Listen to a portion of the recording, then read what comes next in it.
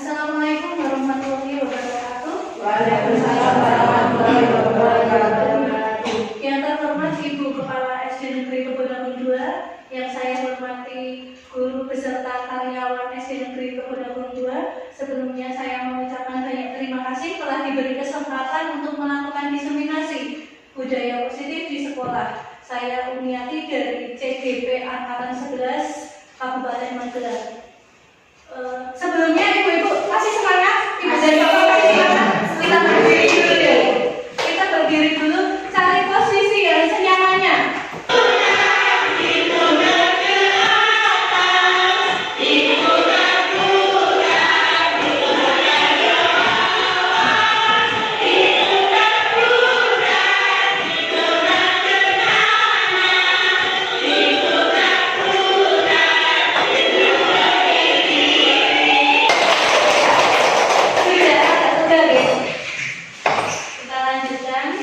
Tujuan kegiatan ini adalah memahami konsep-konsep kunci dalam budaya positif, dan yang kedua yaitu mampu menerapkan konsep kunci dalam budaya positif baik di kelas, di lingkungan sekolah ataupun di rumah. Kemudian Ki Hajar Dewantara mengumpamakan sekolah sebagai bidang tempat persemaian bibit. Agar bibit bisa berkembang secara maksimal, maka petani memperbaiki kondisi tanah, memelihara bibit, memberi pupuk dan air, membasmi ulat-ulat atau jamur yang mengganggu hidup bibit tanaman dan lain sebagainya. Nah, dari uraian ini, Bapak Ibu semua, kita dapat memahami bahwa sekolah itu diibaratkan sebagai tanah, tempat bercocok tanam, sehingga guru harus mengusahakan sekolah jadi lingkungan yang menyenangkan, menjaga dan melindungi murid dari hal-hal yang tidak baik. Dengan demikian karakter murid tumbuh dengan baik sesuai dengan profil pelajar Pancasila. Di sini Bu, maksud dari Ki Hajar Dewantara itu bahwa kita itu tidak bisa memaksa anak harus jadi ini, tapi kita sebagai guru itu hanya menuntun. Kalau kodrat alamnya mereka itu sudah ada, kita sebagai guru itu tinggal mengembangkannya. Ini ibaratnya sebagai petani itu, jadi besok jadi tanaman apa itu kan kita menuntunnya. Dia bakatnya apa itu sudah membawa sendiri-sendiri, begitu. Lanjut. Kemudian budaya positif. Apakah itu budaya positif? Pertanyaan saya, apa itu budaya positif? Mungkin Bapak Ibu pernah mendengar ya, budaya positif. Apa ya kira-kira? Ada yang mau menjawab? Pak Fajar? Budaya positif itu kira-kira apa, Pak?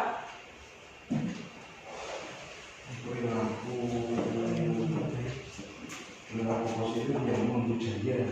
Perilaku positif yang membudaya bisa.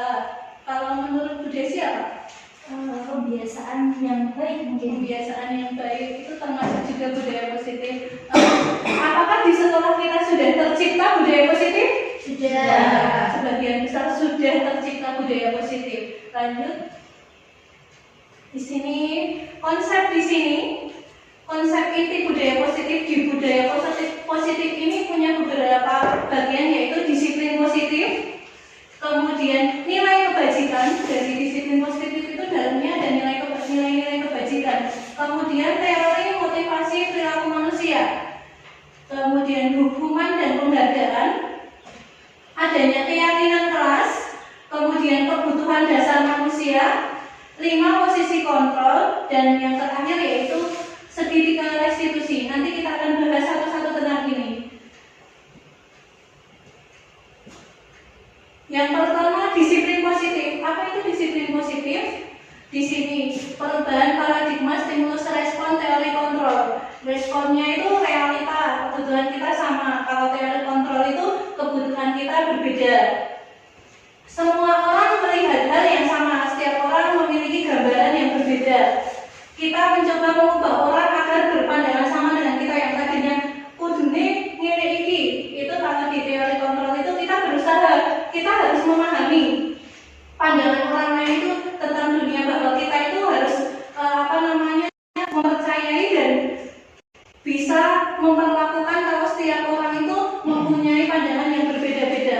Kemudian perilaku buruk dilihat sebagai suatu kesalahan. Kalau anak bertindak buruk itu kamu itu salah. Itu yang tadinya yang stimulus respon. Kalau di teori kontrol ini sebuah perilaku memiliki tujuan. Kemudian orang lain bisa mengontrol saya. Kalau di teori kontrol itu hanya Anda yang bisa mengontrol diri Anda sendiri. Jadi nanti ada motivasi intrinsiknya. Yang bisa merubah itu kita sendiri. Stimulus responnya saya bisa mengontrol orang lain, Anda tidak bisa mengontrol orang lain. Kemudian pemahaman, pemaksaan ada pada saat bujukan gagal, kolaborasi dan konsensus menciptakan pilihan-pilihan baru. Kemudian yang terakhir model berpikir menang kalah. Kalau di teori kontrol model berpikir menang-menang. Ini lanjut. Pertanyaan, ketika mendengar kata disiplin, apa yang terbayang di benak Anda, apa yang terlintas di pikiran Anda? Disiplin itu kira-kira apa? Bu Anis, kalau jenengan apa Bu Anis? Disiplin itu sebuah tata aturan. Aturan gitu. Aturan. Kalau Pak Puji loh, Pak Puji. Disiplin perilaku yang selaras dengan aturan yang berada. Selaras dengan aturan yang berlaku begitu deh. Coba kita cek bayangan disiplin itu berasal dari bahasa Latin disciplina. Apa ini? Disiplina yang artinya belajar. Kebanyakan orang akan menghubungkan kata disiplin dengan tata tertib, ya. Yang tadi berlaku dengan tata tertib, kemudian teratur. Contoh misalnya tadi taat aturan gitu, dan kepatuhan pada peraturan. Kata disiplin juga sering dihubungkan dengan hukuman. Kamu tidak disiplin, kamu misalnya terlambat, kamu bersihkan WC atau apa, itu biasanya bayangan kita itu ada hukumannya. Kemudian padahal itu sungguh berbeda, karena belajar tentang disiplin positif tidak harus dengan memberi hukuman. Justru itu adalah salah satu alternatif terakhir, dan kalau perlu tidak digunakan sama sekali. Murid yang memiliki disiplin positif akan memiliki motivasi internal yang tinggi dalam menguasai diri untuk melakukan tindakan yang sesuai dengan nilai-nilai kebajikan universal. Di sini nanti akan kita itu kalau sudah melaksanakan disiplin positif itu akan menggiring anak itu kepada motivasi internal. Jadi tidak karena sebuah penghargaan anak itu mau taat aturan, itu bukan. Lanjut ya. Nilai-nilai kebajikan universal, ini nilai-nilai yang kebajikan itu nilai-nilai yang terkandung di situ. Nilai-nilai kebajikan adalah sifat positif manusia yang merupakan tujuan mulia yang ingin dicapai setiap individu. Nilai-nilai tersebut bersifat universal. Universal ini menyeluruh dan di seluruh dunia itu tahu nilai-nilai itu. Dan lintas bahasa, suku bangsa, agama maupun latar belakang. Contoh nilai tanggung jawab. Itu nilai kebajikan. Sepertinya nilai itu saja diakui di mana saja, di suku bangsa mana saja. Yang kedua, setiap perilaku manusia atau perbuatan memiliki satu tujuan. Anak itu berbuat salah, mungkin mereka punya tujuan. Nanti kita akan bahas kenapa kamu berbuat salah itu, mereka pasti punya tujuannya. Entah itu tujuan mau buat goda-goda saja atau mau biar dia bisa berkuasa, itu nanti punya tujuannya. Dengan mengaitkan nilai-nilai kebajikan yang diyakini seseorang, maka motivasi intrinsiknya akan terbangun sehingga menggerakkan motivasi diri dalam untuk dapat mencapai tujuan mulia yang diinginkan. Lanjut. Contoh nilai-nilai kebajikan. Ini juga bisa di rumah, juga bisa di masyarakat, di sekolah juga bisa. Di sini yang sesuai dengan profil pelajar Pancasila ada beriman, bertakwa pada Tuhan Yang Maha Esa, berakhlak mulia, berkebinekaan global, gotong royong, mandiri, kreatif, dan bernalar kritis. Dari sini itu tujuan memberikan holistik anak usia dini ini ada toleransi, rasa hormat, ini nilai-nilai kebajikannya ya. Mandiri, menghargai, antusias, empati, keingintahuan, kreativitas, kerjasama, percaya diri, dan komitmen. Ini nilai kebajikannya. Lanjut, keterampilan hidupnya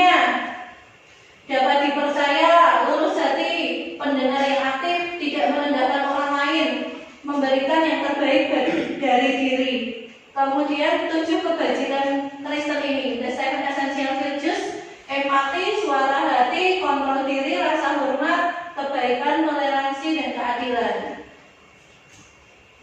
Di sini ada proyek nilai-nilai kebajikannya. Ada banyak di sini dari keterus-terangan. Ini nilai-nilai kebajikan yang terkandung yang akan kita tingkatkan. Itu kita fokus nanti ke nilai kebajikan apa kalau Bapak Ibu guru di sekolah. Nanti kalau di rumah Bapak Ibu guru juga bisa menerapkannya. Kira-kira nilai kebajikan yang mau dituju itu yang mana? Lanjut. Contoh pengakuan atau apresiasi kebajikan. Contoh di sini pembukanya. Kemarin saya perhatikan nilai kebajikannya rasa empati yang besar. Situasinya pada saat menolong murid baru di kelas kita, itu saya menghargai titik-titik, itu berarti peduli ya nilai kebajikannya. Kemudian terima kasih untuk apa gitu, berarti dia nilai kebajikannya rasa tanggung jawab. Lanjut, kita cek sekarang. Kalau ada aturan kembalikan barang ke tempatnya, kira-kira nilai kebajikan apa yang dituju? Apa ya? Kira-kira apa ya? Apa budinya? Disiplin. Tanggung jawab. Ada tanggung jawab, ada disiplin. Baik, kita kunci dulu jawabannya. Dilarang mengganggu orang lain. Kira-kira nilai kebajikan apa? Toleransi. Kita kunci ya. Hadir di sekolah 15 menit sebelum pembelajaran dimulai. Disiplin. Dilarang melakukan kekerasan. Stop kekerasan. Itu kira-kira apa? Dilarang siapa? Aku bawa aja. Apa ya? Peduli. Cek lagi. Kunci ya. Peduli tadi dari guru kepala sekolah. Dilarang melakukan kekerasan sudah. Dilarang menggunakan narkoba.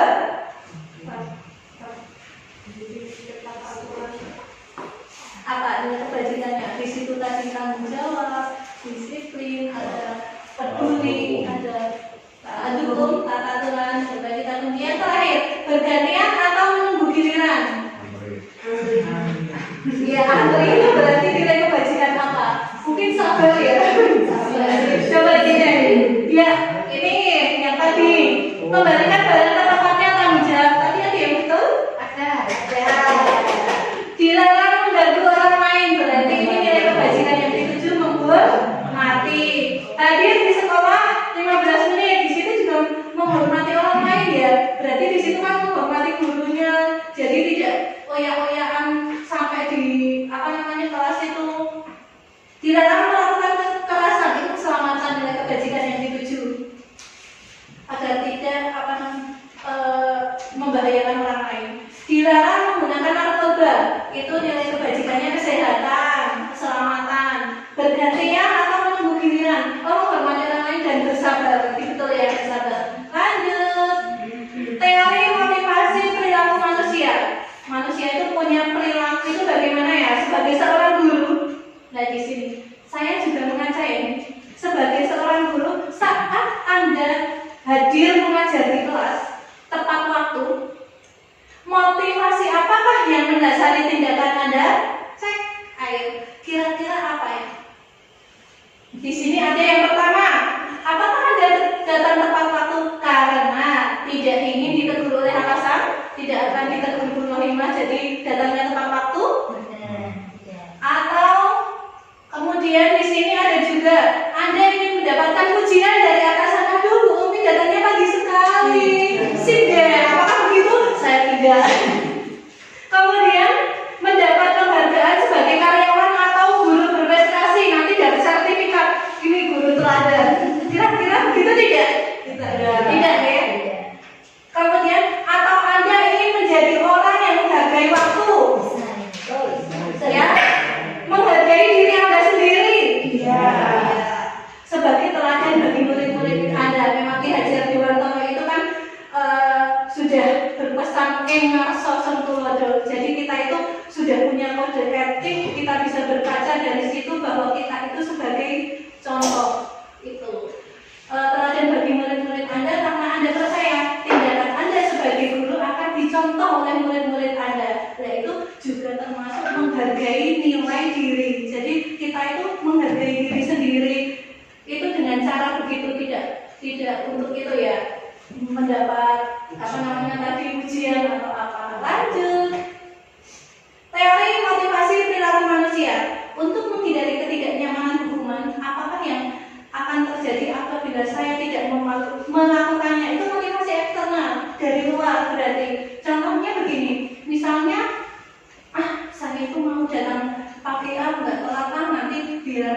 bintang dari bumi. Itu motivasinya berarti biar dapat bintangnya itu namanya motivasi eksternal. Ini juga motivasi eksternal. Yang di sini yang terakhir motivasi internal. Jadi untuk menghargai diri saya sendiri bahwa saya datang tepat waktu itu karena saya menghargai waktu dan saya juga menghargai diri saya sendiri agar diri saya menjadi lebih baik itu. Lanjut. Hukuman, konsekuensi, dan restitusi. Kita di sini sebagai guru itu harus tahu apa itu hukuman, apa itu konsekuensi, apa itu restitusi. Ya, di sini kita cek. Tapi sebelumnya itu sudah ada bayangan ya kalau hukuman sama konsekuensi itu bedanya apa, sudah tahu? Kita cek dulu, nanti langsung disimpulkan. Mencatat 100 kali di dalam buku kalimat saya tidak akan terlambat lagi. Saya pernah mendapatkan ini dulu waktu SD. Karena terlambat ke sekolah. Hukuman ya, coba nanti kita uji dulu ya. Lari mengelilingi lapangan basket 2 kali karena terlambat hadir di sekolah. Hukuman. Murid minta untuk push up 15 kali karena tidak menggunakan masker. Coba uji lagi hukuman. Menggantikan kertas tugas teman yang telah dicoret-coret. Konsekuensi. Membersihkan tumpahan air di meja tulis karena tersenggol pada saat belajar.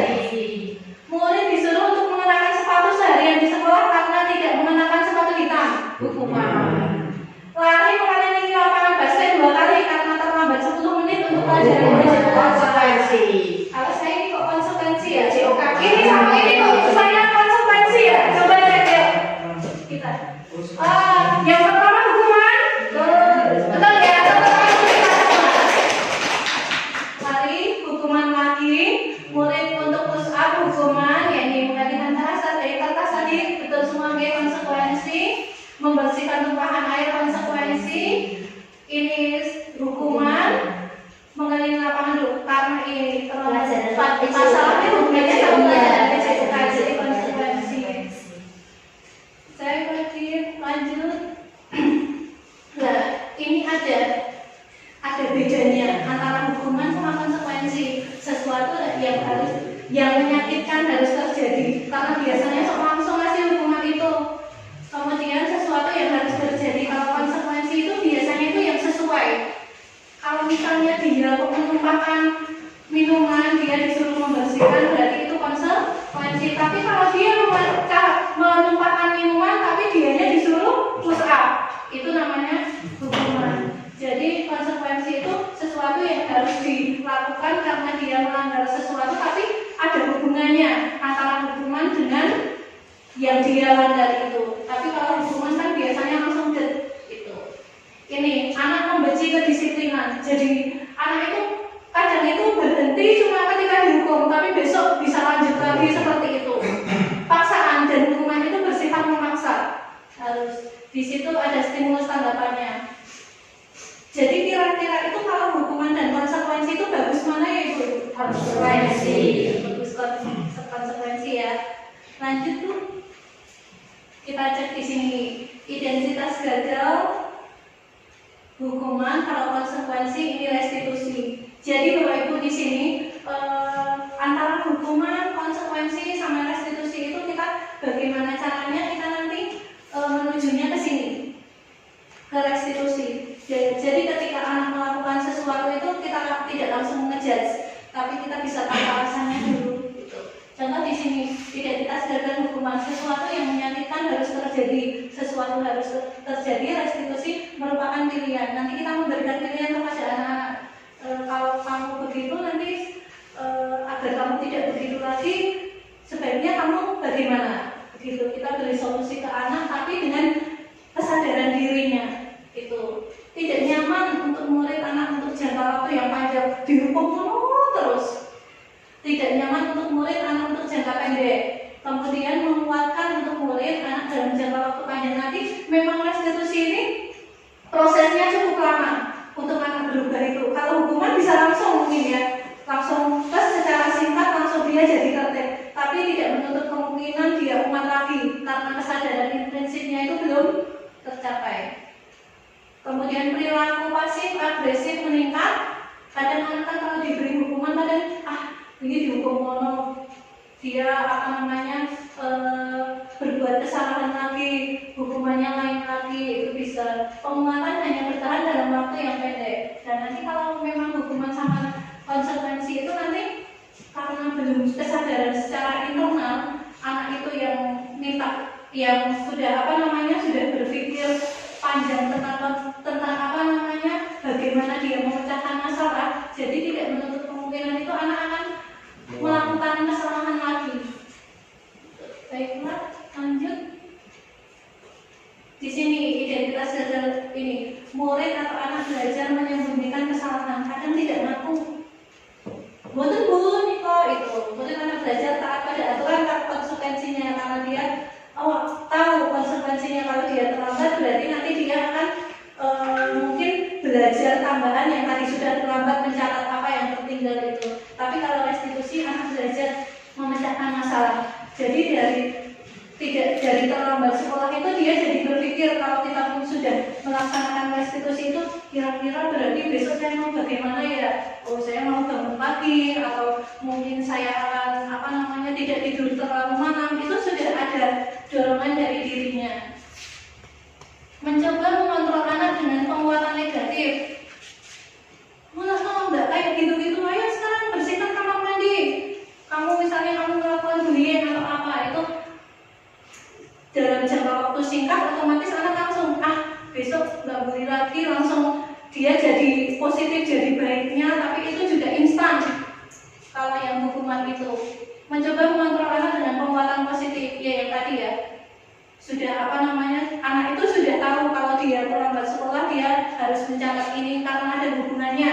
Kalau untuk konsekuensi ini, kalau yang restitusi itu anak paham bahwa dirinya sendiri yang udah terjadi kontrol. Nanti kalau kita pakai restitusi itu, anak jadi tahu sendiri apa yang harus saya lakukan supaya saya tidak melanggar aturan. Itu sudah punya cara-caranya memecahkan masalah, punya solusinya itu. Dampak muridnya nanti menjadi marah kalau hukuman, kadang jadi jengkel, benci sama gurunya.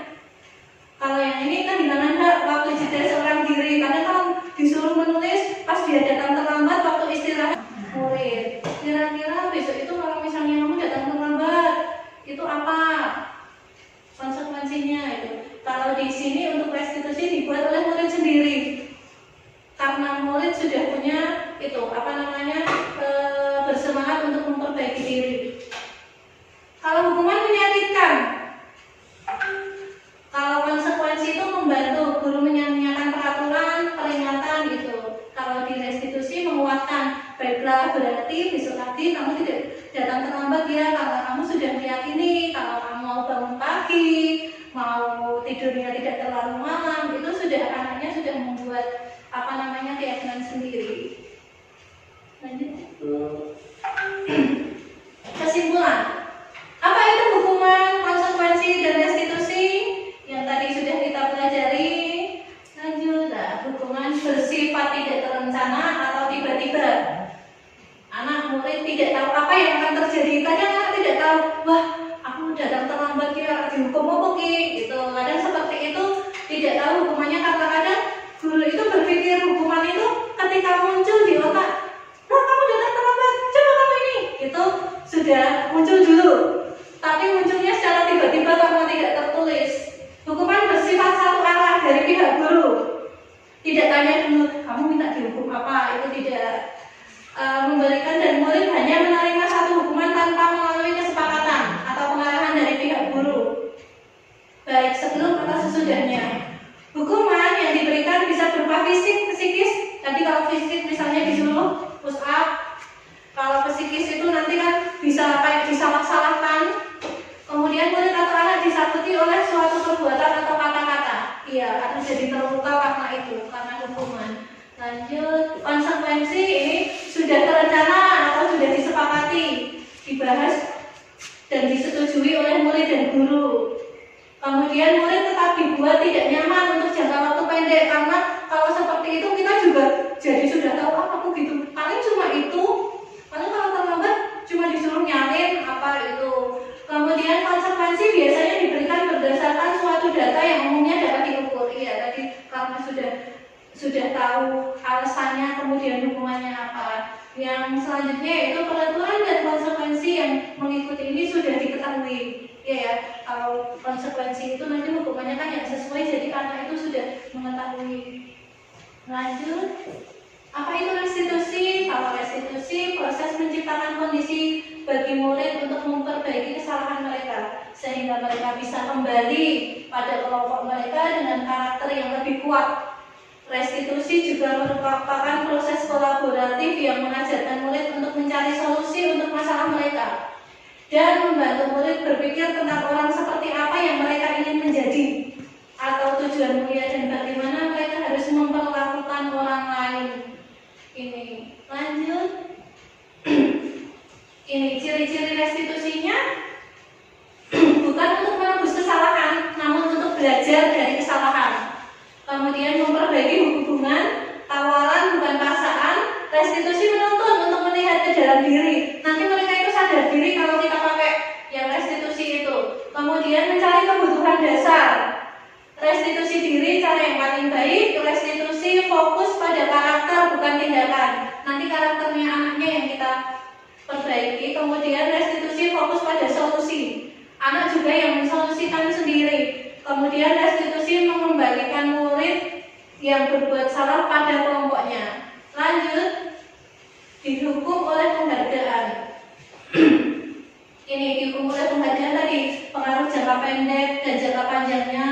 Penghargaan menghukum, penghargaan mengurangi ketepatan, penghargaan tidak efektif, penghargaan merusak hubungan. Ini ada 5 ini jenisnya.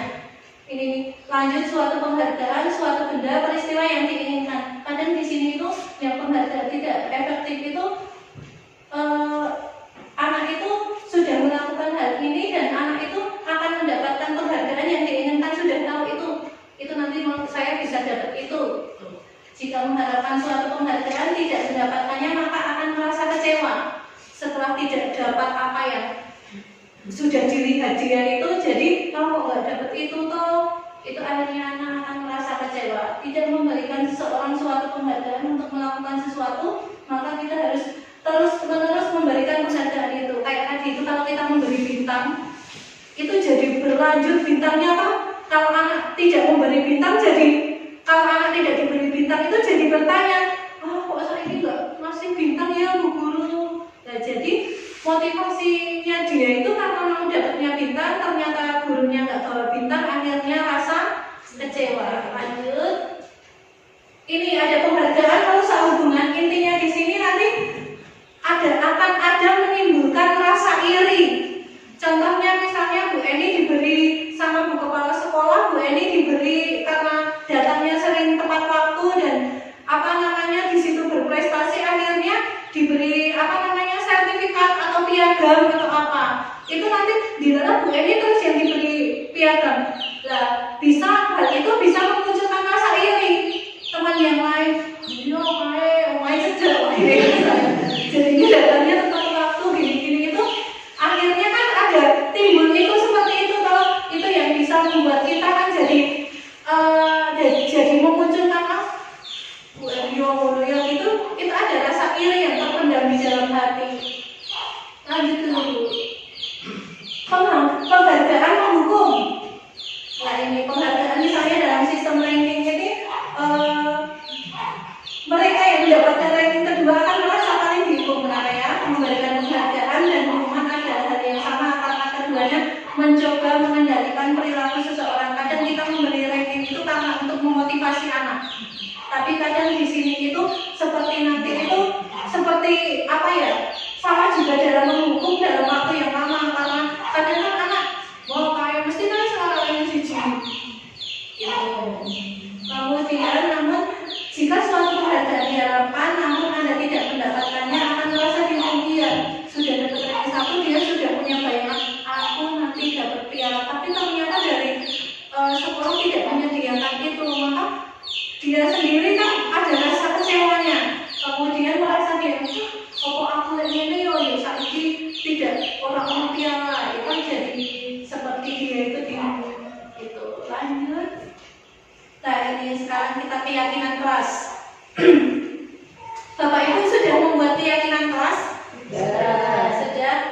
Nah, budaya positifnya di sini ada lingkungan positif. Lingkungan positif ini di sini mungkin lingkungan pembelajaran yang menyenangkan. Bagaimana kita menciptakan anak-anak itu nyaman dengan pembelajaran kita, anak-anak itu care dengan kita. Itu. Kemudian keyakinan kelas di sini kita membuat keyakinan kelas itu agar apa? Agar anak-anak itu punya apa ya, kontrol, tapi yang mereka buat sendiri. Kemudian peraturan kelas. Kalau peraturan kelas ini memang ada ya, yang namanya peraturan itu kan memang secara universal itu sudah ada. Lanjut di sini, mengapa tidak peraturan saja? Mengapa harus keyakinan kelas? Mengapa tidak peraturan kelas? Mengapa kita memiliki peraturan yang harus menggunakan helm bila mengendarai kendaraan roda 2?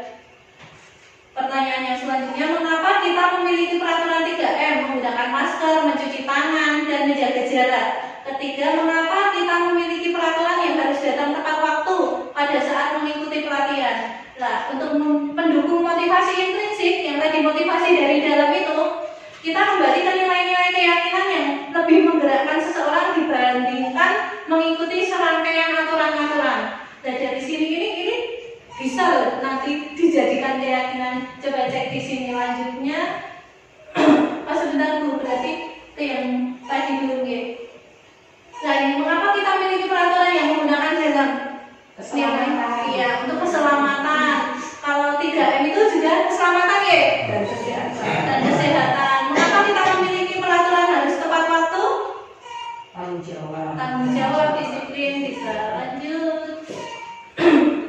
Nah di sini, yang mana yang merupakan keyakinan kelas? Ada kesepakatan kelas, kami guru dan murid yang saling menyayangi, kami murid yang semangat belajar, kami murid yang peduli dengan teman-teman, ada tertib, ada aktif dalam pembelajaran, ada apa itu di situ berdoa sebelum dan sesudah kegiatan, menjaga kebersihan sekolah, datang tepat waktu, mengucapkan salam. Nah di sini ada yang ini ada kesepakatan kelas, juga ada kesepakatan kelas. Kira-kira yang mana ya? Yang pojok sana apa yang pojok sini ya? Yang ada hijaunya apa yang ada?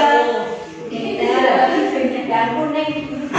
Yang kuning kayak ini ya? Saling menyayangi. Iya, ada saling menyayangi. Semangat. Tadi kan kita cek ada nilai kebajikan. Nilai kebajikan gitu. Lanjut.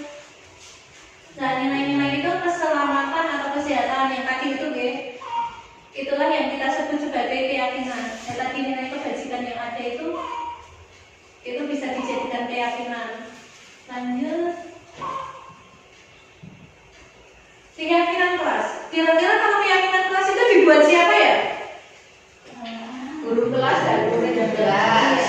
Guru kelas dan Murid murid kelas. kelas. Lanjut. Suatu keyakinan ini brainstorm goals. Suatu keyakinan akan lebih memotivasi seseorang dari dalam. Karena mereka yang membuat kalau keyakinan kelas. Jadi motivasinya nanti motivasi intrinsik. Keyakinan kelas merupakan metode untuk menimbulkan kembali disiplin positif yang didasari oleh motivasi dari dalam diri melalui proses curah pendapat. Jadi nanti keyakinan kelas itu tidak hanya bu guru membuat kita tempelkan, tidak, tapi kita musyawarah dengan anak-anak dulu.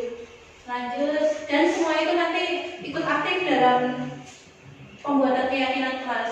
Pembentukan ini bersifat abstrak, berupa pernyataan universal, dibuat dalam pernyataan positif, sedikit saja agar mudah diingat sesuai dengan kondisi kelas. Ini semua warga kelas dilibatkan. Jadi yang pertama nanti kita itu tanya anak-anak, misalnya disuruh membuat ini, nulis di sticky note itu nanti langsung kira-kira apa keyakinan kelas, kamu tulis 22 atau 33, nanti ditempel di depan, kemudian pilih yang yang sama nanti satu saja, kemudian dipilih juga nilai kebajikannya di situ, kemudian diganti apabila ada yang kalimat negatif diganti dengan positif. Nanti kita kesepakatan nilai-nilai apa saja, kalau sudah jadi disepakati itulah jadi keyakinan kelas. Lanjut. Ini contoh keyakinan kelasnya. Jadi dalam keyakinan kelas itu tidak ada kalimat negatif. Misalnya dilarang datang telat tapi dibalik nanti datang tepat waktu. Menjaga kebersihan, saling menghormati dan menghargai. Lanjut. Kebutuhan dasar manusia. Kita punya kebutuhan. Apa saja kebutuhan dasar manusia? Yang namanya kebutuhan dasar itu apa toh? Semua yang kita lakukan adalah usaha terbaik kita untuk mendapatkan apa yang kita inginkan. Nah, di sini ada belonging, power, survival, fun, freedom. Ini nanti di bahasa Indonesia di selanjutnya. Jadi ada 5 kebutuhan dasar manusia. Ada tentang untuk apa namanya memperoleh kesenangan, ada apa atau kepuasan. Ada di sini itu memang apa kurangnya itu loh. Kasih sayang itu juga kebutuhan manusia, kebebasan. Itu lanjut. Nah, survival, bertahan hidup. Jadi misalnya di sini muridnya Bu Desi bernama Doni itu merebut makanannya milik Rohling misalnya. Nah, itu kira-kira itu kebutuhan apa kok yang mendasari dia berbuat seperti itu? Kalau dia nanti mau saking dene dia itu nggak sanggup nasi, berarti dia untuk bertahan hidup, melakukannya itu untuk bertahan hidup. Tapi di sini Allah bilangnya dan kasih sayang. Tapi Doni itu melakukan seperti itu karena dia itu pengen apa? Cari perhatian dari gurunya. Padahal dia sudah bawa bekal, tapi pengen diperhatikan Bu Desi berbuat salahnya karena mungkin dia di rumah kurang kasih sayang. Jadi berarti yang mendasari Doni berbuat begitu karena kasih sayang. Ada penguasaan biar dia dianggap hebat dia di situ paling kuat, paling jadi dibudeni, ditakuti. Itu berarti berdasarkan niatnya dia seperti itu, berarti kebutuhan dasarnya dia itu untuk penguasaan. Kalau Doni mintanya, aku iso milih makanan yang tak sukai kui kok. Itu bisa kebebasan yang ini juga kesenangan ya, yang tadi misalnya yang di bawah Fakri itu ya makanan yang saya sukai ya. Padahal dia sudah bawa berarti kesenangan. Lanjut di sini.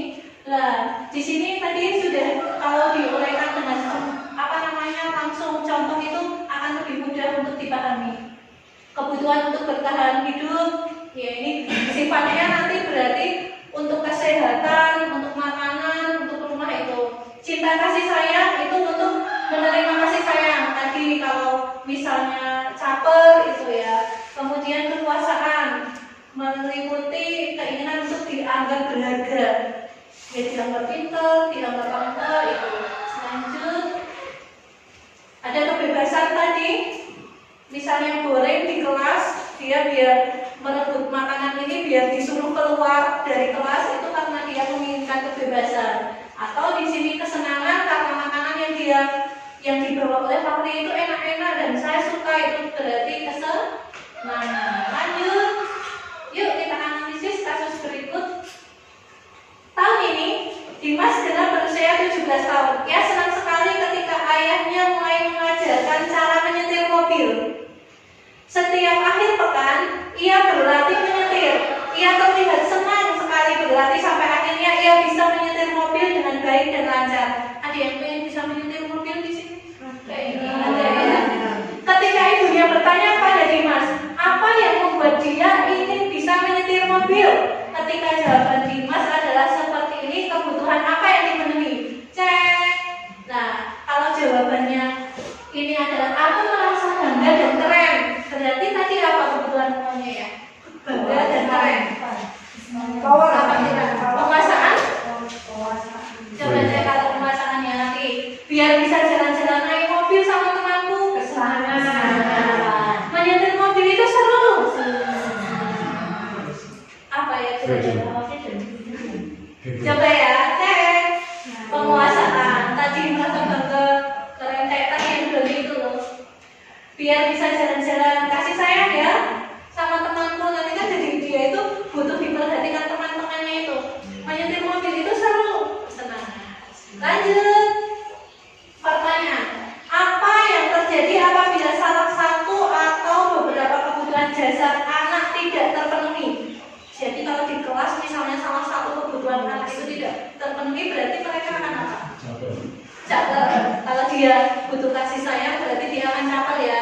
Kalau dia butuh kebebasan, dia pasti pengen main-main di luar. Di sini ketika seorang murid melakukan suatu perbuatan yang bertentangan dengan nilai-nilai kebajikan, melanggar peraturan, hal itu sebenarnya dikarenakan gagal memenuhi kebutuhan dasar mereka. Jadi ketika anak-anak kita, murid-murid kita itu melanggar aturan, itu sebetulnya dia itu belum tercukupi 5 kebutuhan dasarnya. Lanjut. Breaking dulu lagi. Duduk ini.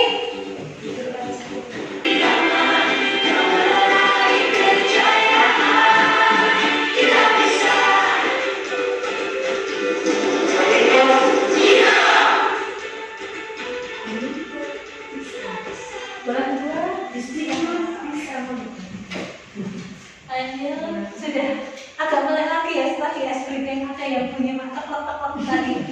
5 posisi kontrol. Nah ini tugas gurunya tadi. Kita itu sebagai guru itu ada 5 posisi kontrol ini. Nanti kita cek mana yang terbaik. Ada penghukum, ada pembuat rasa bersalah, ada teman, ada pemantau, ada manajer. Lanjut. Seorang penghukum bisa menggunakan hukuman fisik atau verbal. Orang-orang yang menjadi posisi penghukum senantiasa mengatakan bahwa sekolah memerlukan sistem atau alat yang dapat lebih menekan murid-muridnya dan lebih dalam lagi. Guru-guru menerapkan posisi penghukum akan berkata, patuhi aturan saya atau awas. Kamu selalu saja salah. Selalu pasti salah. Yang terakhir selesai. Guru seperti ini senantiasa percaya hanya ada satu cara agar pembelajaran bisa berhasil, yaitu cara dia. Di posisi penghukum saya juga pernah merasakan seperti ini.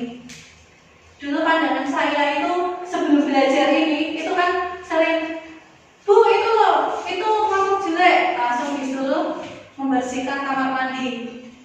Itu berarti penghukum bisa melukai murid tidak kira-kira seperti itu? Bisa. Astagfirullahaladzim, saya banyak salah nih. Saya kata dulu sebagai posisi penghukum ini. Lanjut.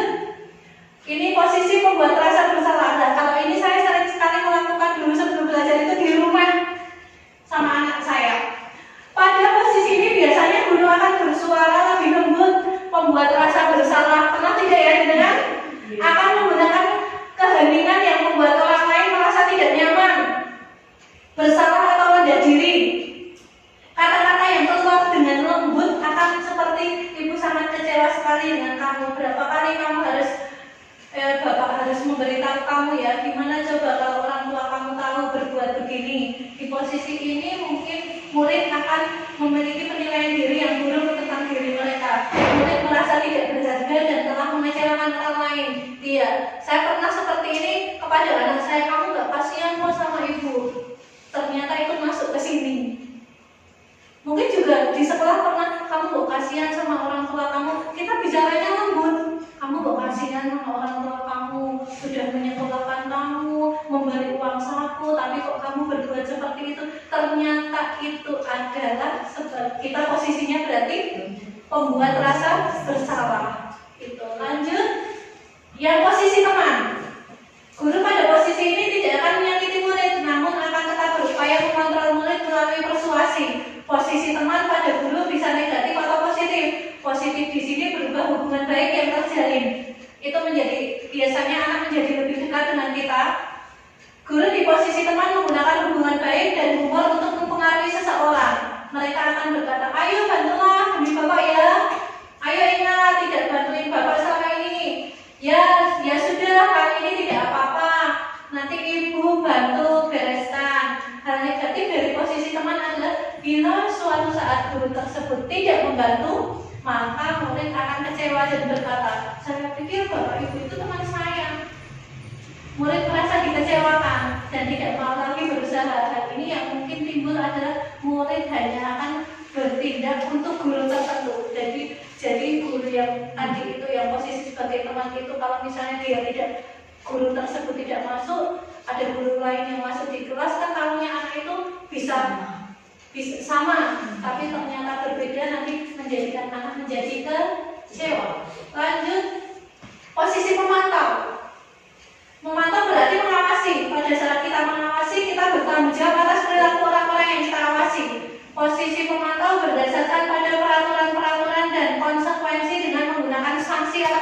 konsekuensi tadi.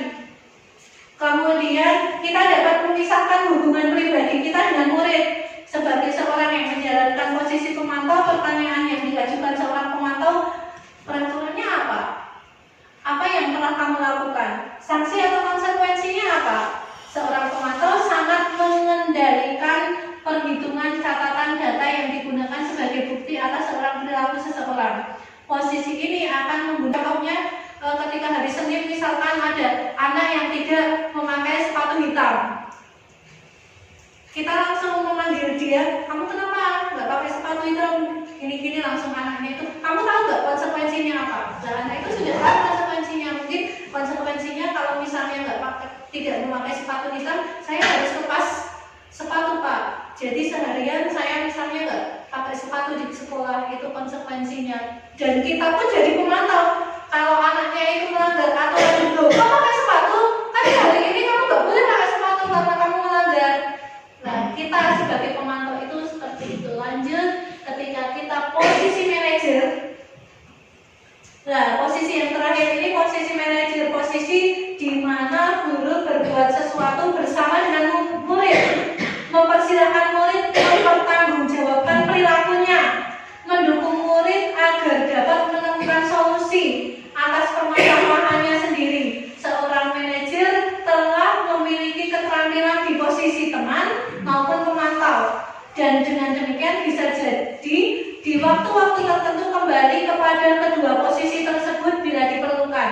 Namun, bila kita menginginkan murid-murid kita menjadi manusia yang merdeka, mandiri dan bertanggung jawab, maka kita perlu mengacu kepada restitusi yang dapat menjadikan murid kita seorang manajer bagi diri sendiri. Di manajer, murid diajar untuk menganalisis kebutuhan dirinya maupun kebutuhan orang lain. Di sini penekanan bukan pada kemampuan membuat konsekuensi, namun dapat berkolaborasi dengan murid bagaimana memperbaiki kesalahan yang ada. Lanjut di sini berarti kita pakai restitusi. Dari tadi itu masih posisi manajer. Tadi kita bisa buat pertanyaan, apa yang kita yakini? Jadi kita kembali ke keyakinan kelas yang sudah disepakati. Jika kamu meyakininya, apakah kamu bersedia memperbaikinya? Hal apa yang ada tentang diri pagi dan akan diingatkan oleh kakak dan ibunda Naren ya? Ada lagi yang mungkin perlu dilakukan Naren agar tidak terlambat bangun lagi? Tidak ada, Bu. Baik Naren, terima kasih untuk kerjasama kamu. Sekarang kamu perlu kembali ke kelas untuk belajar. Baik, Bu. Terima kasih.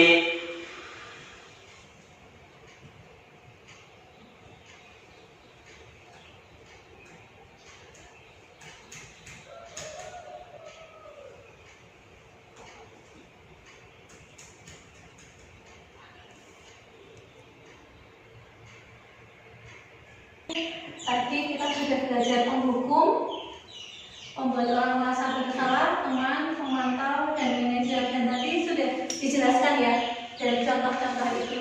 Lanjut Bu. Sekarang kita coba diskusi bareng-bareng. Saya kecewa sekali dengan kamu. Itu kira-kira berarti kita posisinya di mana ya? Di teman, pemantau, penghukum, pembuat bersalah. Nanti ya, pembuat merasa bersalah. Kamu tidak pernah benar melakukannya. Penghukum. Nanti, ayo lakukan demi ibu, bapak. Teman ya kayaknya tadi. Teman ya, kalau demi ibu, bapak itu ujungnya. Kemudian apakah kamu mendapatkan stiker bintang hari ini? Itu kira-kira kita siapa yang mengerti? Bagaimana kamu bisa menyelesaikan masalah ini? Kamu selalu yang paling terakhir.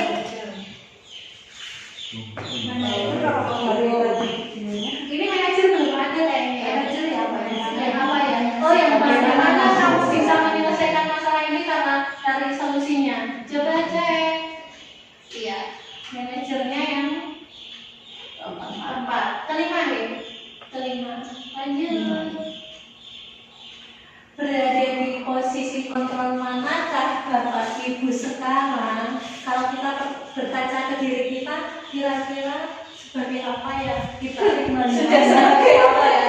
Pernah menjadi ketua mas. Pada itu sebetulnya kita sudah pernah menjadi manajer, tapi kita tidak tahu namanya. Ya, kemudian sebagai pemantau kita juga pernah, tapi kita belum tahu istilah-istilah 5 itu. Nah, lanjut. Nah, segitiga restitusi. Di sini kalau sebagai manajer itu kita akan mengadakan namanya segitiga restitusi ini. Di situ ada tahap segitiga restitusi itu ada. Di situ validasi menstabilkan identitas dulu, validasi kebutuhan dan menanyakan keyakinan. Lanjut, di sini proses restitusi itu menciptakan kondisi bagi murid untuk memperbaiki kesalahan mereka. Jadi posisi kita sebagai manajer. Lanjut dulu, ini menstabilkan identitas dulu. Kita contohnya di sini kita semua akan melakukan hal yang terbaik yang bisa lakukan. Validasi tindakannya, semua perilaku memiliki alasan. Nanti kita tanya alasannya. Yang ketiga menanyakan keyakinan, bahwa kita kan punya keyakinan kelas. Jadi kira-kira keyakinan kelas apa yang sudah kamu langgar? Gitu. Lanjut. Itu ada cara-cara menyampaikannya. Itu yang menstabilkan identitas itu ada kalimat-kalimatnya yang bisa dimasukkan ke situ. Berbuat salah itu tidak apa-apa. Mungkin karena semua orang itu pernah melakukan itu. Tidak ada manusia yang sempurna. Ini yang menstabilkan identitas supaya anak itu kuat dulu. Tidak langsung kita salahkan, kita jat itu. Bu guru juga pernah melakukan seperti itu, tapi bu guru mencoba apa itu. Kemudian kita bisa menyelesaikan ini. Nanti kita bareng-bareng menyelesaikan ini. Kamu benar merasa begitu. Kemudian bapak atau ibu tidak tertarik mencari siapa yang salah, tapi bapak atau ibu ingin mencari solusi. Bagaimana caranya menyelesaikan masalahnya. Kemudian validasi tindakannya tadi ada 3 ya. Yang kedua validasi tindakan. Padahal kamu bisa melakukan yang lebih buruk dari ini ya. Kamu pasti punya alasan melakukan itu. Di hubungan ada tawaran, bukan paksaan. Kemudian menuntut untuk melihat ke dalam diri, mencari kebutuhan dasar yang mendasari tindakan. Cara yang paling baik pada karakter bukan tindakan, menguatkan fokus pada solusi, kemudian mengembalikan murid yang berbuat salah pada kelompoknya. Lanjut. Di sini kemarin saya praktek restitusi itu ke Mas Faiz. Mas Faiz ya, Bu Umi, ini mau tanya Mas Faiz tahu tidak apa di sini sendiri? Tidak tahu. Tidak tahu. Bu Umi mau tanya lagi. Sekarang Mas Faiz bisa kembali ke ini dikembalikan ke kelompoknya. Lanjut Bu, ini hampir sama yang sama Naila, di next saja. Menganalisis kasus ini menggunakan segitiga restitusi. Tadi sudah Bu, ini bisa lanjut Bu. Sepakat? Ya. Oke, lanjut saja Bu. Tadi sudah ada namanya. Kita mungkin ke kasus satu kasus saja ya Bu mungkin ya. Kasus 4 ya. Kita cek ke kasus 4. Di sini ada kasus 4 itu Anto dan Dino sering bermain bersama di lapangan basket. Tiba-tiba terlibat dalam sebuah pertengkaran adu mulut. Dino pun menjadi emosi dan mengadakan kontak fisik, menarik kemeja Anto dengan kasar sampai 3 kancingnya terlepas. Pada saat itu guru piket langsung melerai mereka dan membawa mereka ke ruang kepala sekolah. Ibu Suti sebagai kepala sekolah berupaya menenangkan keduanya, terutama Dino. Dino, sepertinya kamu saat ini sudah marah sekali. Mendengar itu, Dino pun mengalir bercerita tentang kesalahan hatinya. Ibu Suti pun melanjutkan bahwa membuat kesalahan adalah hal yang manusiawi dan bahwa mempertahankan diri adalah hal yang penting. Namun, meminta Dino memikirkan cara yang lain yang mungkin lebih efektif karena saat ini Dino berada di ruang kepala sekolah. Ibu Suti melanjutkan bertanya tentang keyakinan sekolah yang disepakati serta apakah Dino bersedia memperbaiki kesalahan yang telah dilakukan terhadap Anto. Dino pun akhirnya bertahan mengangguk. Kemudian menjawab, saya perlu kancing saya diperbaiki Bu. Ibu saya akan sangat marah kalau melihat kancing baju saya sampai copot 3 kancing begini. Ibu Suti pun kembali bertanya ke Dino, apakah yang akan Dino lakukan untuk menggantikan 3 kancing Anto yang terlepas? Dino berpikir sejenak, namun menjawab, wah tidak tahu Bu, saya lem kembali mungkin ya Bu. Ibu Suti berpikir sebentar dan menanggapi, kalau dilem akan mudah terlepas kembali Dino. Bagaimana kalau kamu menjahitnya saja? Bagaimana kalau kamu menjahitnya saja? Bersediakah kamu? Dino tanpa ragu-ragu dan menanggapi, menjahit. Mana saya tahu bagaimana menjahit? Bu, Ibu Suti meneruskan, apakah kamu bersedia belajar menjahit? Dino berpikir sejenak, memandang kemeja Anto memandang kemeja Anto dan menanggapi, yang mengajari saya siapa Bu? Dengan cepat Ibu Suti menjawab, Pak Irfan, guru tata busana. Dino kembali diam sejenak memandang kemeja Anto yang tanpa kancing. Akhirnya Dino mengangguk, tanda menyetujui, dan sepanjang siang itu Dino belajar menjahit dan memperbaiki kemeja Anto. Terakhir kali terlihat kedua anak laki-laki tersebut, Dino dan Anto, pada jam pulang sekolah. Mereka sudah bercengkrama dan bersedekah kembali. Ini berarti sudah ada segitiga restitusinya ya. Posisi kontrol apa yang telah dipraktikkan oleh kepala sekolah Ibu Suti? Hal apa yang dilakukan sehingga Anda berkesimpulan demikian? Kemudian yang kedua, dalam kasus tersebut bagaimana Dino dikuatkan? Bagaimana Anto dikuatkan? Jadi masing-masing anak tadi kan dikuatkan. Dari Anto yang kancingnya terlepas, Dino yang melepaskan itu, sama ibu kepala sekolah itu dikuatkan.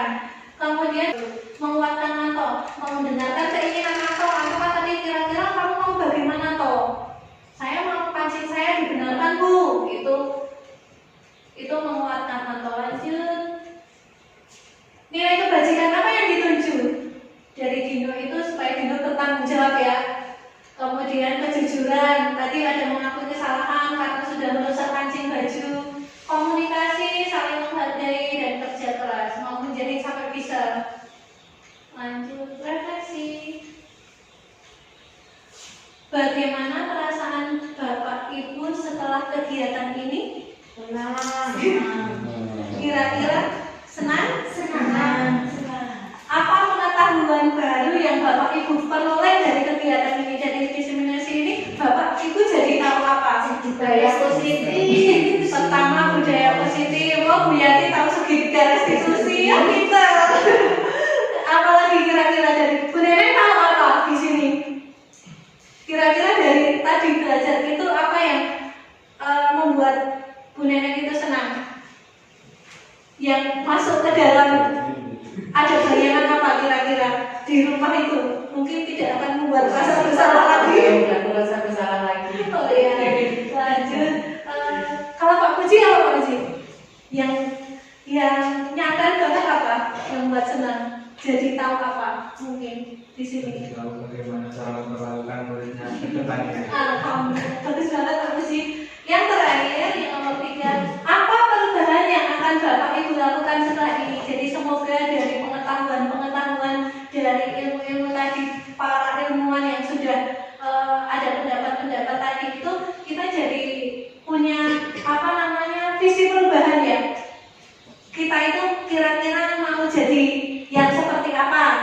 Mau menjadi guru yang di posisi mana? Tadi ada 5 posisi itu, kira-kira kalau Bu Anis mau di posisi apa Bu Anis? Besok manajer ya. Iya, kemudian kita jadi tahu juga kebutuhan 5 kebutuhan dasarnya ya. Kalau anak melakukan melanggar aturan itu sebetulnya itu karena salah satu atau salah 2 dari kebutuhan dasarnya tidak terpenuhi. Jadi kita harus mengetahui alasannya dulu, tidak langsung ngejar, langsung memberi hukuman atau apa. Gitu, lanjut. Terima kasih Bapak Ibu semuanya atas perhatiannya, atas di sini semangatnya. Tepuk tangan untuk kita semua. Mungkin dari saya cukup sekian. Kita nanti masih perlu belajar lagi bersama. Semoga apa yang saya sampaikan bermanfaat. Mohon maaf jika ada kesalahan. Cukup sekian. Wassalamualaikum warahmatullahi wabarakatuh. Waalaikumsalam warahmatullahi wabarakatuh.